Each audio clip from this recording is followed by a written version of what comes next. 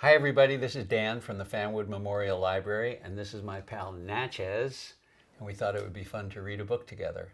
And so we picked out this great book called The Snatch Book, Who's Stealing All the Stories by Helen and Thomas Doherty. Natchez, down. Good boy. The Snatch Book.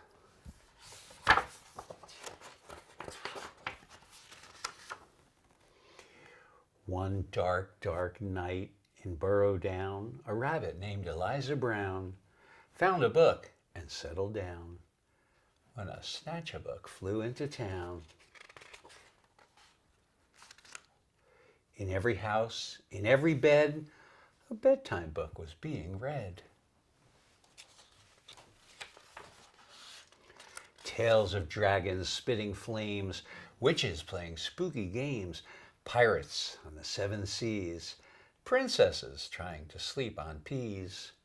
And every child in every bed listened hard to each word said.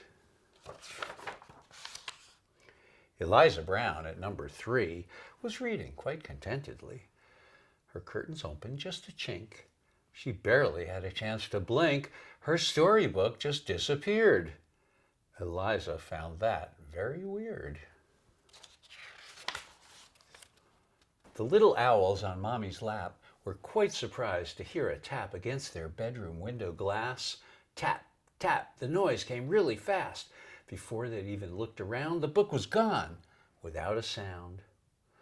The wind blew across the sky. The smallest squirrel heard a cry. "What's that?" she whispered to her dad. And then, and this was really bad, before they'd had a chance to look, she'd lost her very favorite book. And so it went, night after night. Books disappeared from left and right, 5 books here and 6 books there. The shelves began to look quite bare. In Burrow Down, the rumors spread of book thieves under every bed. Eliza Brown at number 3 was keen to solve this mystery.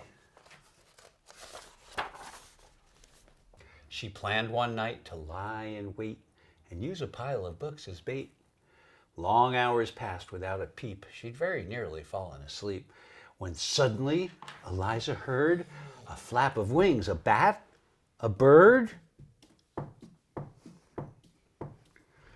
Eliza saw a shadow loom, enormous, right across her room. What kind of monster could that be? Eliza thought, "You don't scare me." And yet her heart was beating fast. She'd have to face the thief at last. She threw the window open wide and shouted to the thing outside, "Stop stealing all our books right now! Just give them back. I don't care how." "I'm sorry," came a little voice. "I really am. I had no choice." Eliza looked down in surprise. She couldn't quite believe her eyes. "So who are you and what's your name?" The creature hung his head in shame. He mumbled with a mournful look, "I'm just a little snatch-a-book." Eliza nodded solemnly. She sat the creature on her knee. "You can't just come and help yourself to every book on every shelf." A tear rolled from the creature's eye, and softly he began to cry. "I know it's wrong, but can't you see? I've got no one to read to me." Eliza sighed. He looked so sad. If he just had a mom or dad to read him stories every night, well, then he might behave all right. That very night, they hatched a plan, and so the Snatch-a-Book began. To give back all the books he'd picked, Eliza Brown was very strict. Then, trying hard to prove himself, he stacked them neatly on each shelf. And when he'd made his full amends, Eliza called on all her friends and told them how he'd worked all night to turn a wrong into a right. And now, each night in Burrow Down, as darkness falls upon the town, in every house, in every bed, a bedtime book is being read. And if you take a closer look, you just might see the Snatch-a-book perched happily on someone's bed, listening hard to each word said.